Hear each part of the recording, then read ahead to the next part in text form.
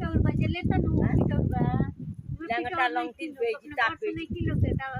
बनाते रोड के नहीं किलो बेची ता बेची रोड ले हम सब बेची ता बेची हम नाटक लगिया अना हम पूरी कोइले बानी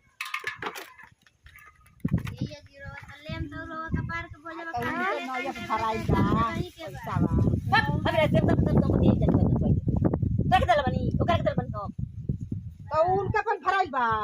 कौन पर घरा कोनो रंटी पे परल ओकर के दल बनी माने जेकरा से देले बनी सेक्शन बनी ई हमरा लगे चाचा बच्चा बके माने उहे बाबा ई देले हम बहुत खराब आदमी हई ओही लोग से न मांगे हाँ। ओकरा से न मांगे हम का जानता नी ना कौन रंटी हो कौन किनारी हो कौन भक्ति हो हम का जानता नी दो 6 बार रुपए नया भराई बा हमको पैसा बा यहाँ से जे ले ले बा ओकरा से न मांगे ये कोन मतलब हो हां हम अपन पैसा हम दे दनी सोनार के घर से तू हमर पैसा ले लो हमर सब आदमी फसल बा खूब अथी